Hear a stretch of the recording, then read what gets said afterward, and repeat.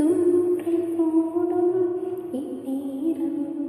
தோழி சாய்ந்தால் போதும் சாரல் பாடும் சங்கீதம் கால்கள் தாளம் போடும் தெரிந்த பிறகு திரைகள் எதற்கு நனைந்த பிறகு நானும் எதற்கு மார்பில் சாயும் போது தின்று வந்து என்னை தொடும் ஆசத்து நின்றை முத்தமிடும் பகலே போய்விடும் இரவே பாய்கொடு